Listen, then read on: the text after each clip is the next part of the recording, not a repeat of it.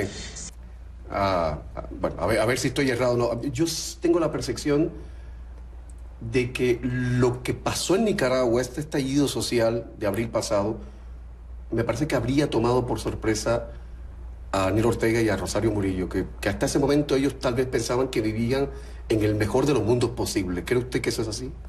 Yo pienso que el mundo de la arrogancia siempre supone que logra dominar, que logra controlar. Y así como mi denuncia, por ejemplo, los tomó por sorpresa porque jamás pensaron que yo iba a ser capaz de hablar, Nicaragua rompió el silencio.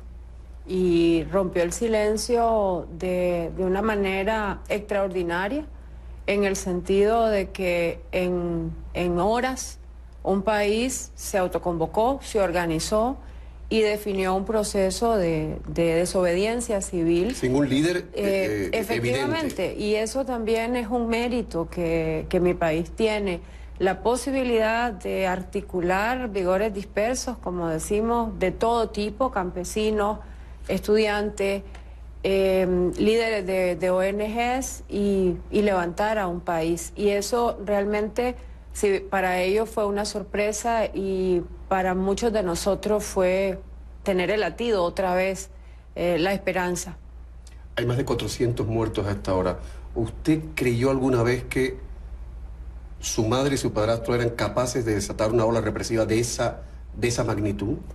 Primero decirte que estoy aquí por eso, porque para mí cada madre que ha perdido un hijo en este tiempo, para mí cada prisionero político, cada persona que ha sido despedida de su trabajo, porque la tragedia tiene muchas caras, la crueldad ha tenido muchas expresiones, tiene un doble sentido de dolor. El primero, la enorme traición a lo que en algún momento muchos creímos y ver a esos que pensamos que iban a dirigir nuestro país por otro lado, volverse contra nosotros mismos y atacarnos.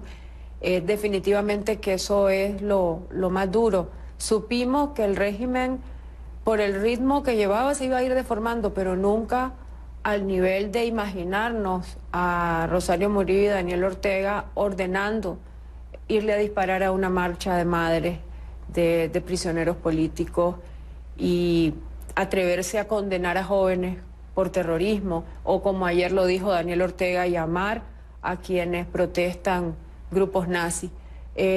Definitivamente que esto ya pasa los límites en el sentido de no solo ver a gobernantes decididos a aplastar a la ciudadanía, sino el máximo nivel de abandono de la historia con la que empezaron. Señora América, ¿es cierto que Daniel Ortega apenas sale a la calle porque no le gusta que los ciudadanos comunes lo encaren? Bueno, lo que yo viví... ¿Eso es cierto?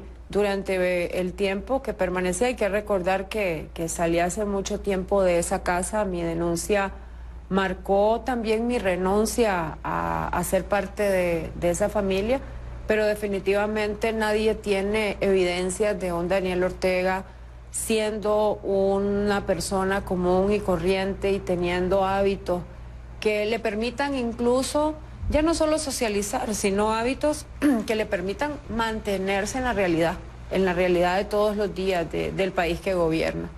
¿Me quiere decir usted que él no conecta diariamente con lo que está pasando, que él vive en un mundo paralelo de alguna manera? La familia Ortega Murillo vive tras unas murallas y desde esa muralla se gobierna, se vive, se come, se dirige el destino del país y el destino de sus hijos. Definitivamente que el Carmen es una especie también de fortaleza y de prisión para ellos mismos, de la cual han decidido no salir mientras no tengan el control de todo aquello que necesitan tener. ¿Hasta qué punto es cierto que Daniel Ortega está enfermo? Yo pienso que a veces nos queremos construir salidas a esta situación fáciles y por mucho tiempo se ha pensado que una enfermedad podía poner fin a un sistema de gobierno. Yo no tengo evidencias para decir si es o no.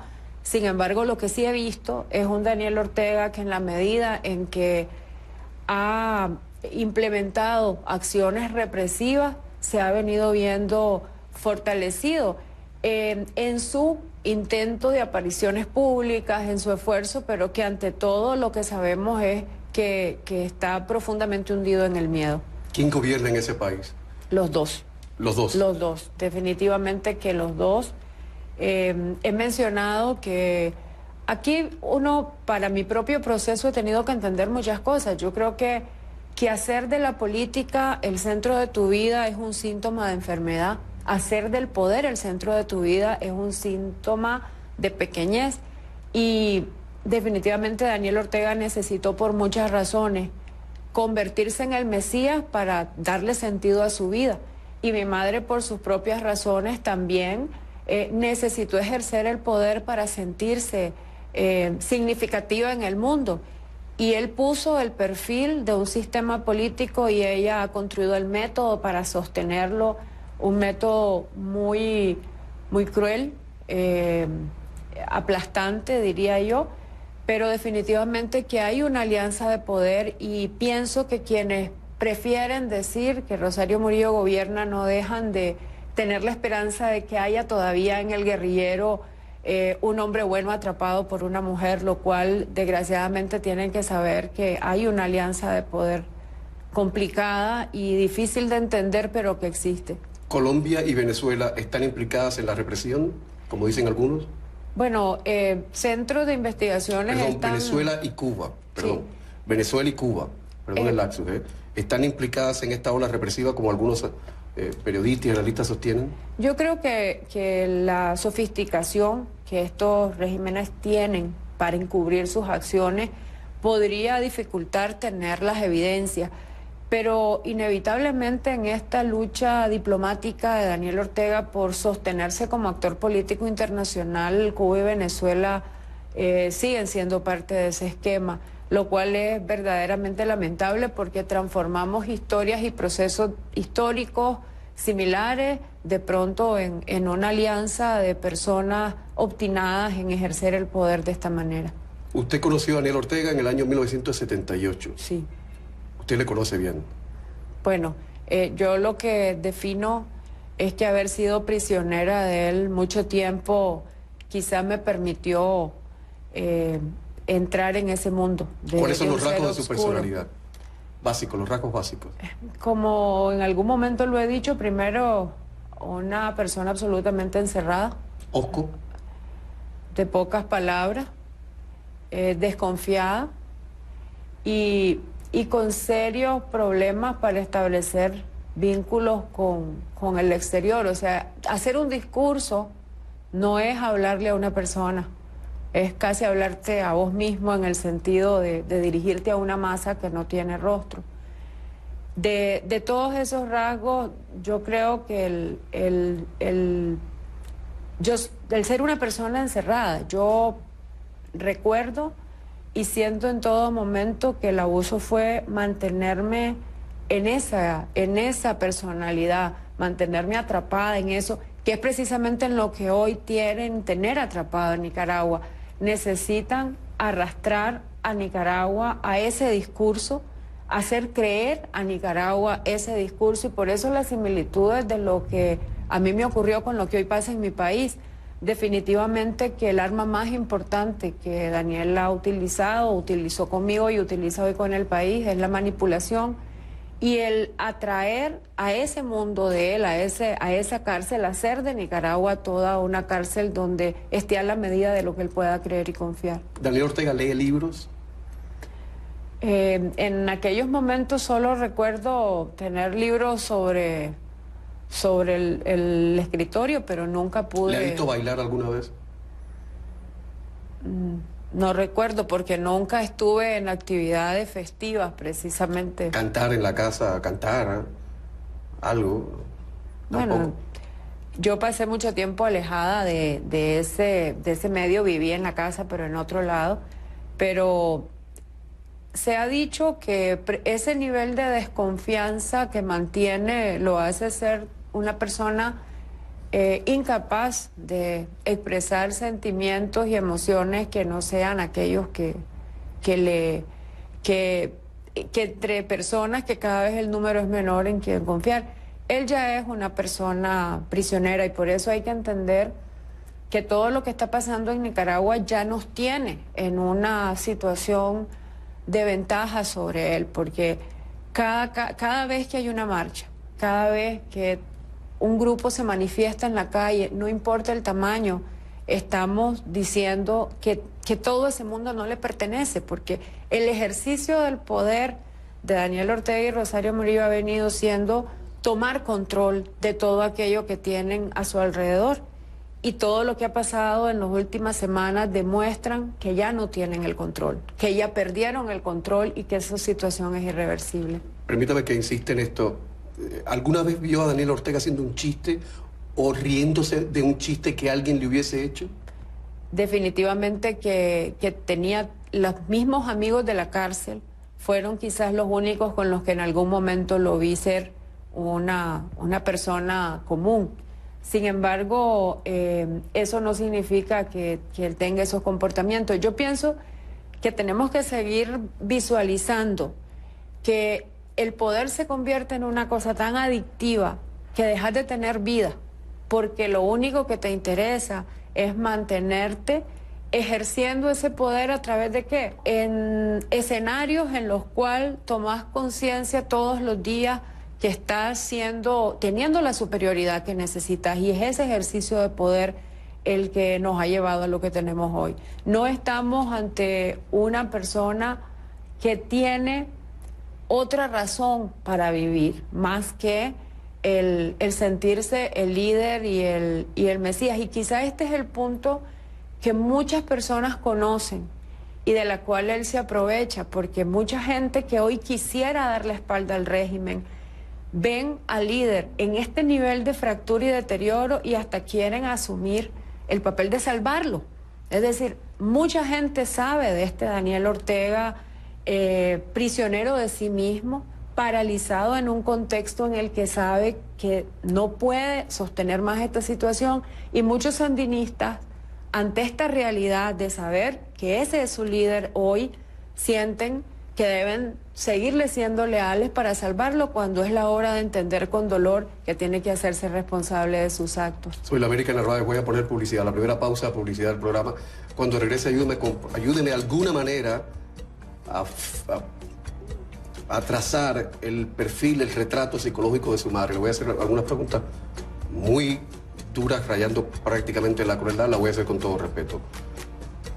Y la primera va a ser esa, si su madre realmente está en sus cabales. 3 minutos de publicidad, estamos de vuelta.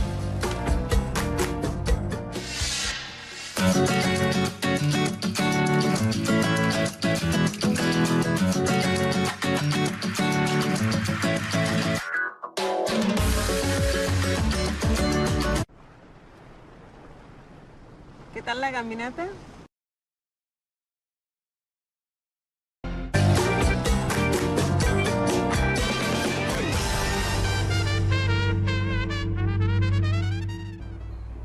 Soy la América Narváez Murillo, la hija adoptiva del presidente Daniel Ortega, esta noche aquí en Camilo en CNN en español. Soy la América, su madre, doña Rosario Murillo, ¿está realmente en sus cabales?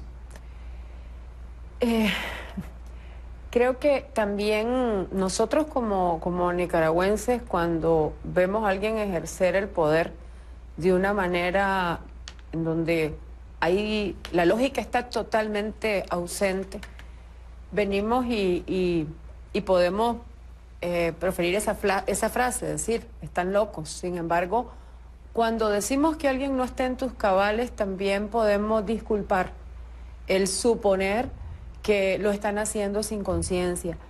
Yo pienso, y los nicaragüenses que ahora lo han vivido saben, que lo que tenemos frente a nosotros es una manera de ejercer el poder que precisamente no tiene, en lo que sí estamos en lo correcto es que no tiene una lógica política, tiene una lógica personal, que es el sentirse necesitada de controlar todo y sentirse necesitada de tener un absoluto sometimiento. ¿Pero su madre siempre fue así? ¿Usted de niña la recuerda así? Yo la recuerdo siempre conflictuada con su padre, quien la amó profundamente, pero siempre conflictuada por razones que desde mi niñez tal vez no entendía. Ha sido una persona siempre en las relaciones familiares, una persona que necesitó mucho sentirse superior a los demás. Al final fue madre a los 15 años, como lo fue en mi caso, y eso por supuesto que debe haber significado para sus padres algún tipo de reacción que siempre le ubicó en ese rol de conflicto. Pero sí, lo que siempre fue un rasgo fue su manera aplastante de resolver las cosas, implacable en la manera de resolver aquello que le hacía sentir desafiada, que no era muy difícil. Una persona que pensara diferente, alguien que le dijese algo que podía significar para ella un efecto ¿Cómo reaccionaba contrario. de niña? ¿Gritos, golpes? Bueno, de niña no lo recuerdo, pero sí recuerdo discusiones muy fuertes con mi abuelo, muy fuertes. ¿Cómo era el viejo? ¿Era muy duro? Es curioso porque de mi abuelito hay dos versiones, ¿verdad? La de mis tías, pero que es la del papá, pero la del abuelo, las nietos, tenemos los dos nietos que éramos Rafael y yo, tuvimos de él las mejores golosinas y los mejores cuidados. Incluso él siempre quiso evitar que nosotros viviéramos con mi mamá porque para él se iban a haber riesgos como los que llevaron a mi propia situación. Pero sí, la manera de reaccionar en distintos escenarios siempre fue abrupta. Y por eso ahora, cuando ocurren ciertos hechos en el escenario político, por ejemplo, alguien comenta que después de que se había aceptado ir a un diálogo, esa misma noche se atacó un recinto universitario y se produjeron muertos en un mismo día, las dos conductas. Eso tiene que ver con que ella no puede controlar los impulsos que le producen hechos que la desafían, y ese hecho puede tener que ver con una declaración de alguien o precisamente una decisión en cualquier lugar que les hace sentir amenazados. ¿Rosario Murillo nunca ha ido a terapia? ¿Nunca se ha visto con un psiquiatra, con un psicólogo? Desconozco, pero pienso que todos deberíamos de hacerlo en algún momento. Sí, claro. Sin embargo, esa pregunta me lleva a una realidad que es precisamente en temas incluso de tratamientos para ofensores sexuales se dice que con el poder ninguna terapia es efectiva. O sea, nadie puede sanar sin renunciar a esa cuota de poder a través de la cual has hecho tanto daño. ¿La compulsión del poder es más fuerte que la del sexo? Yo pienso que sí, la compulsión del poder, porque el abuso sexual es una manifestación, sobre todo, de ejercicio de dominio y de poder, en todos los ámbitos. No es de atractivo sexual, es de poder. En todos los ámbitos, es de poder, y por eso existen los psicópatas sexuales. Por eso, repitiendo a tu pregunta, incluso para una salida cívica en Nicaragua, nosotros tenemos que ver que ellos entregan el poder, o que al menos reconocen que hay espacios de poder que le pertenecen a los nicaragüenses y al pueblo. El problema, incluso con la decisión de prohibir las marchas que tenemos hace 2 días y la represión de ayer a esas manifestaciones, lo que vemos es el empecinamiento en el control absoluto del poder. Y eso es el principal desafío que tenemos como nicaragüenses, cómo deconstruir estas maneras que ellos mismos también han enseñado a mucha gente a ejercer el poder. Esta entrevista se está grabando en San José, Costa Rica, el domingo. Cuando se emita el martes, ya habrán pasado 72 horas desde que el presidente Daniel Ortega dijo que todas las marchas de oposición son ilegales. Y a mí me recordó en lo personal a Luis XIV cuando decía l'État c'est moi, yo soy el Estado, pero ahí lo dejamos. ¿Quién es más ambiciosa? ¿Rosario Murillo o Daniel Ortega? Es que cada uno tiene el sentido de la ambición en lo diferente. Él necesita sentirse el ser más importante para Nicaragua. ¿Y ella? Y ella necesita saberse la persona que decide todo lo que pasa en Nicaragua. ¿Quién es más cruel de los dos? Yo pienso que aquí hay corresponsabilidad porque el método lo está poniendo ella, pero él justifica todos esos actos por la necesidad de tener ese poder. Estamos hablando precisamente de a lo que se puede llegar cuando entran en alianza estos dos elementos. ¿Qué dice Daniel Ortega fuera cuando no lo escuchan sus aliados, entre comillas, de La Habana y de Caracas? ¿Qué dice?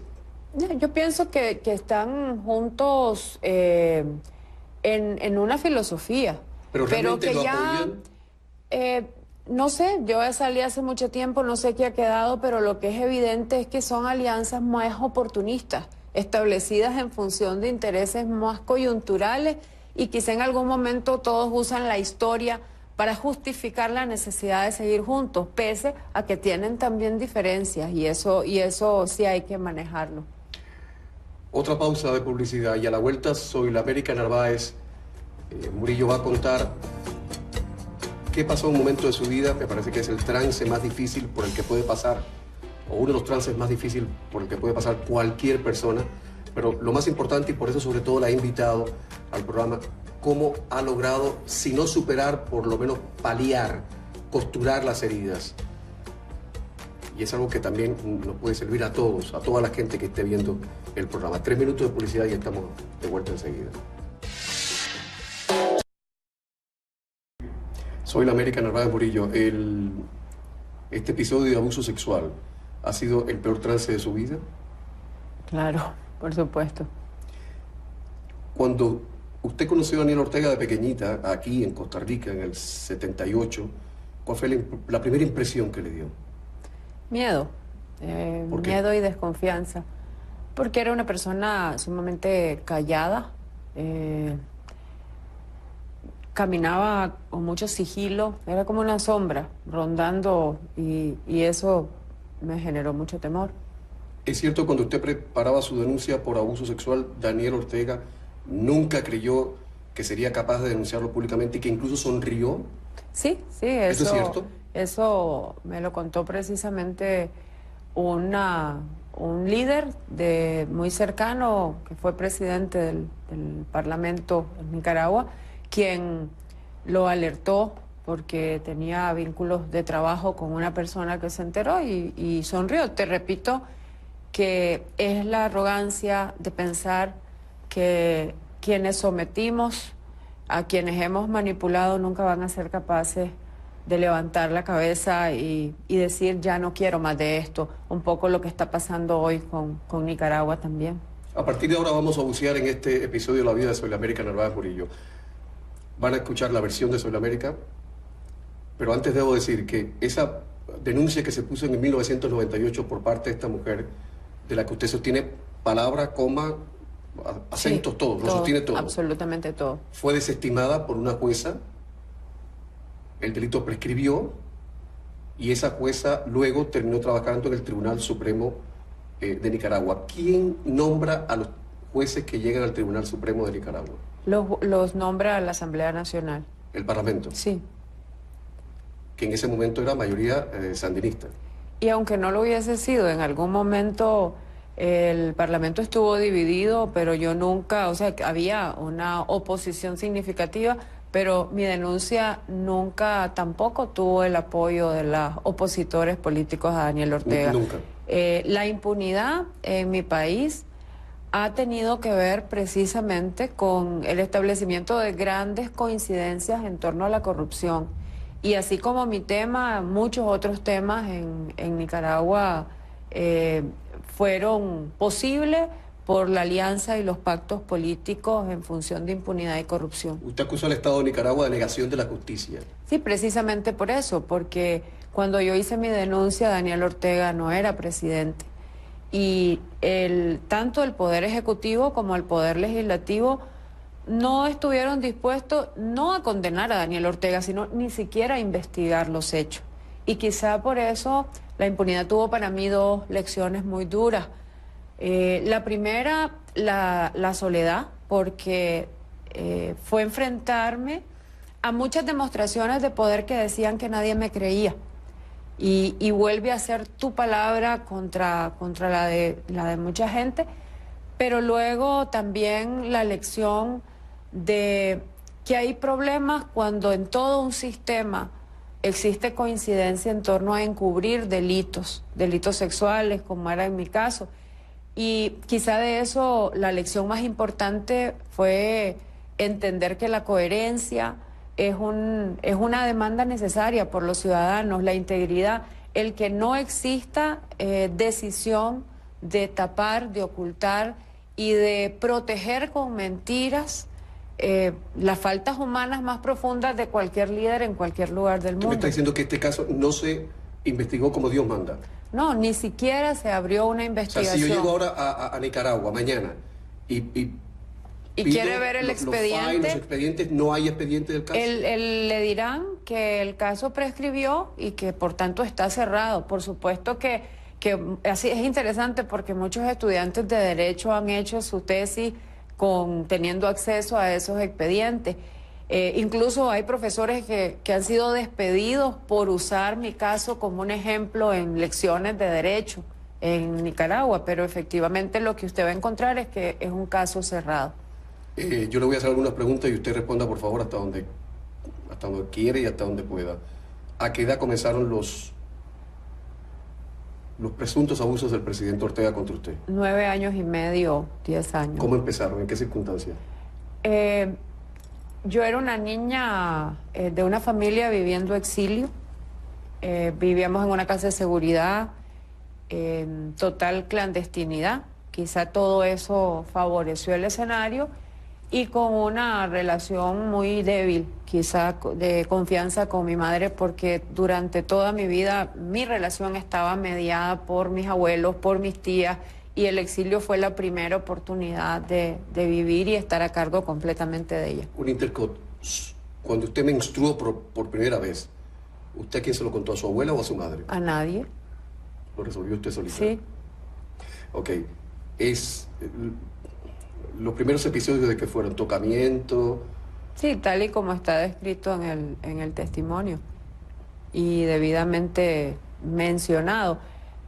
Mi acusación reúne precisamente abusos deshonestos, lo que en vocabulario jurídico se tiene que ver, abuso deshonesto, violación, acoso sexual y todas las formas de violencia que dieron un delito que nunca Pero terminó. la violación llegó a posteriori. Primero Sí. había como un... Claro, sí, como proceden todos los delitos sexuales, la forma de operar de los ofensores sexuales tiene que ver precisamente con mecanismos de sometimiento paulatino, sobre todo cuando el abuso sexual ocurre en la casa.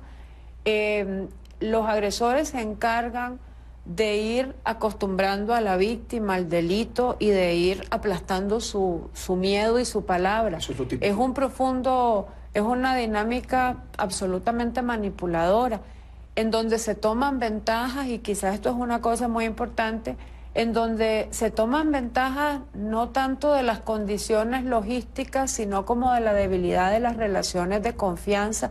Yo nunca pude decir a mi madre inmediatamente, aunque ella sí lo supo, porque precisamente mi vínculo con ella es muy débil, era muy débil. Por eso es muy importante entender que lo que más protege a los niños y las niñas es la cercanía con sus padres y la posibilidad de contar siempre lo que les ocurre sin miedo a ser juzgados y a ser cuestionados. ¿A qué edad usted le dijo a su madre que Ortega habría estado abusando de usted? ¿A qué edad fue eso? Ella se dio cuenta antes de que yo se lo dijera, porque luego ella me culpó inmediatamente a mí por los hechos que otras personas le mencionaron. Hay evidencia en el juicio en el que yo iba a apostar mis pruebas, tenía suficientes testigos de cómo habían ocurrido, incluso testigos oculares de cómo habían sido las cosas, y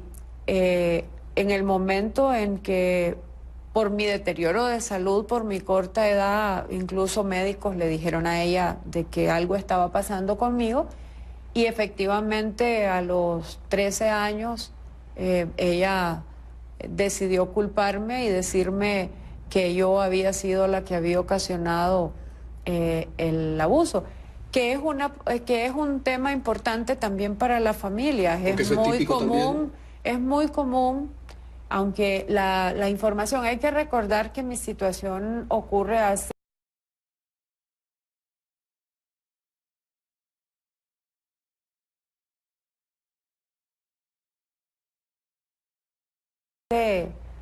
casi 20 años, y la información sobre el abuso sexual, la información sobre el incesto era escasa, que incluso en mi caso me tomó mucho tiempo entender qué era lo que había pasado. Yo sabía que había pasado algo que me había hecho mucho daño, pero el día que descubrí que eso se llamaba incesto y abuso sexual a través de un libro que leí, entendí lo aniquilante de tu voluntad que es el hecho, por el componente de manipulación, y también lo complejo que es para la familia reaccionar a eso. Por eso probablemente mi hermano, que dormía conmigo y que veía y observaba, cuando se acercó a la posibilidad del hecho, cuando yo lo dije, simplemente se quedó paralizado. Y en este caso, en el caso de mi madre, muchas madres reaccionan apoyando a la pareja, pero en este caso no solo se apoyó a la pareja, sino al poder que la pareja tenía. ¿Por qué ella apoyó a Ortega?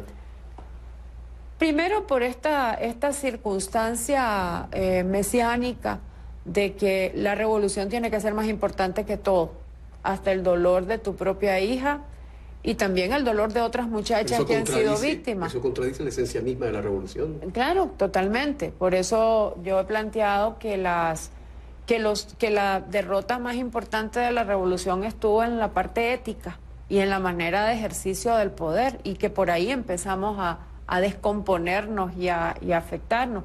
Entonces las familias,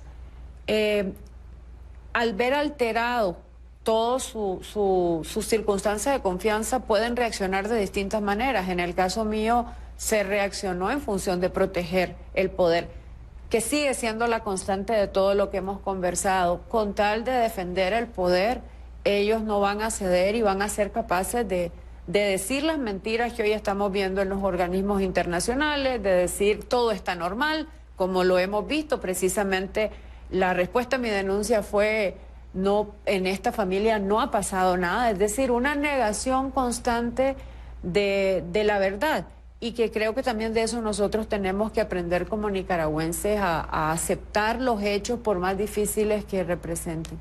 Antes de la pausa, Soy la América, ¿usted ha hablado ya de este episodio con su hermano, ya de adultos, con calma?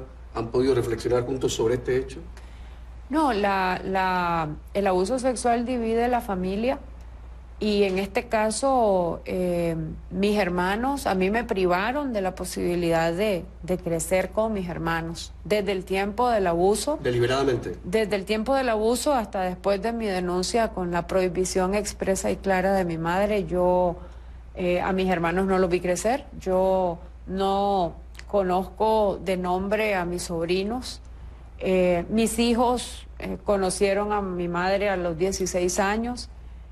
Por lo tanto, también ese discurso que hoy se habla de familia y de unidad en torno a eso nace de la retórica, porque en la familia Ortega Murillo siempre hubo una persona expulsada, negada, y además una familia a la cual se le castigó por decir la verdad. Y quiero detenerme en esto porque toda la estrategia que hoy también tiene este gobierno ha tenido que ver con fracturar las familias.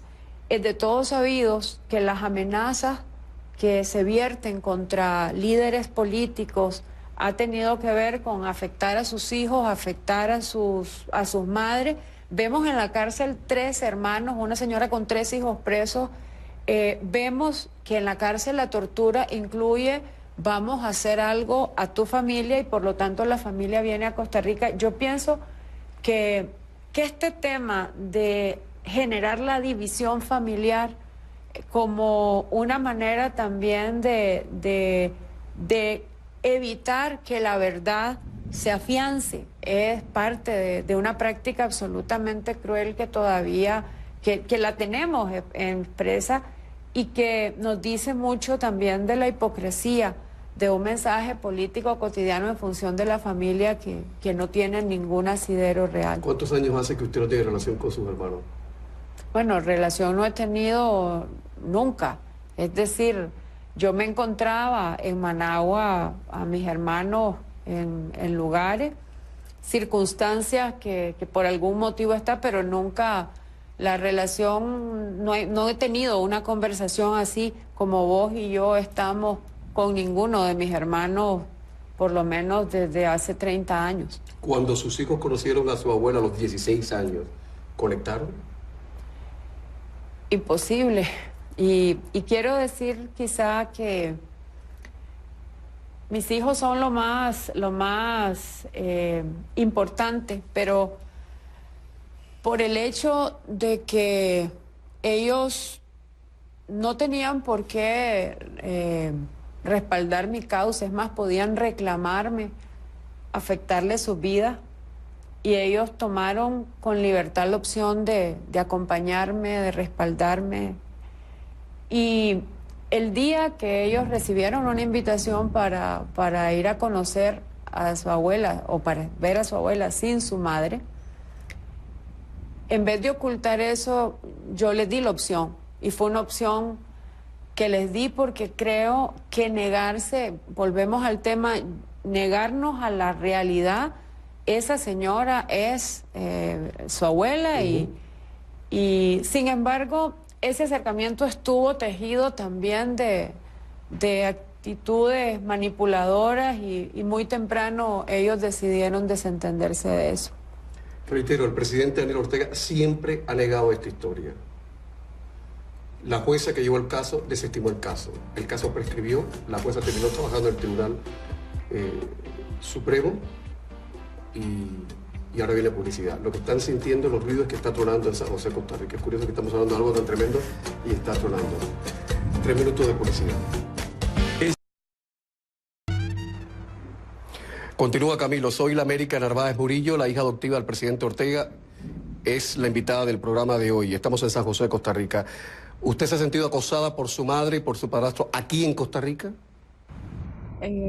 Ha sido difícil porque ellos tienen tentáculos para llegar a todos lados y efectivamente el intento de encontrar empleo como cualquier persona para establecerme, yo no tenía cuentas bancarias que traer a Costa Rica, no tenía patrimonio que traer para acá y mucha gente que tiene inversiones o tiene empresas allá y aquí, por supuesto, se negaron a darme oportunidades de empleo por temor. Y en algunos momentos también la embajada misma de Nicaragua aquí se encargaba de generar en torno a mí sospechas para afectar mi desempeño. Pero usted soy una profesora universitaria. Bueno, sí, yo tengo que agradecer a una familia de empresarios que me han empleado, que me han dado una oportunidad maravillosa porque me han permitido descubrir mi vocación, pero además me han enseñado a ser Soy la América. Yo tengo un jefe que es muy especial, no por condescendiente, sino porque me trata como a todo mundo. Costa Rica me ha enseñado a deconstruir el poder que podía tener un apellido y se lo debo a estas personas que me logran ver como Soy la América. Y se ha volcado usted a ayudar a los demás, de alguna manera. Bueno, sí, mi vocación, mis revoluciones de todos los días está en el trabajo que hago en lo educativo, tanto con los muchachos que me permiten acompañar sus tesis, como también con los docentes con los que comparto, mis compañeros. Creo que Costa Rica nos ha dado, y tengo que dar un agradecimiento enorme, no porque aquí todavía, no porque cumplamos sueños, yo creo que el exilio no necesariamente es para cumplir sueños, pero sí es para descubrir lo mejor de nosotros mismos y también para reparar algunas heridas que dentro de la zona de dolor es imposible hacerlo. Y para mí Costa Rica me hizo conocerme más, ser de lo que soy capaz, ser Soy la América, porque los apellidos para mí llevé los apellidos del primer esposo de mi madre, luego llevé mi apellido biológico un tiempo, luego llevé este apellido, lo que más me define es ser Soy la América, y creo que en Costa Rica me ven más allá que los apellidos. Me queda un minuto antes de ir a publicidad. ¿Alguna vez su madre le ha pasado un cheque para comprar su silencio? No, ¿O jamás. le ha prometido algo, la dirección de un periódico, como se publicó alguna vez? O... Mira, mi mayor, por supuesto que no, pero a mí se me acusa de haber ejercido el derecho de haber intentado recuperar a mi madre. Y sí, por mucho tiempo, todo el mundo me dice que me costó muchísimo entender, como tal vez le está costando hoy a muchos sandinistas, entender que la promesa de ella de que yo había muerto en su corazón por nunca haberme retractado iba a ser lo más importante. Yo no recibí nada a cambio de retirar la demanda, y sí pienso que en algún momento tomaron ventaja de mi intento de superar esa orfandad que me acompañó por mucho tiempo. Sin embargo, eso nunca tuvo una retribución económica. 3 minutos de publicidad.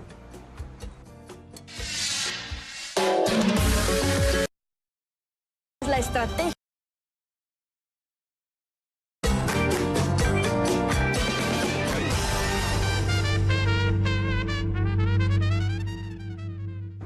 Si su madre le pidiera interceder a su favor,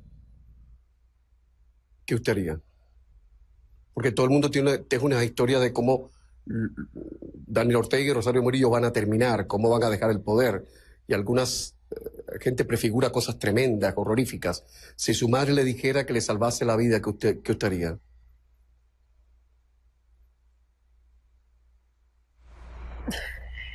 Por supuesto que primero tendré que actuar con principios.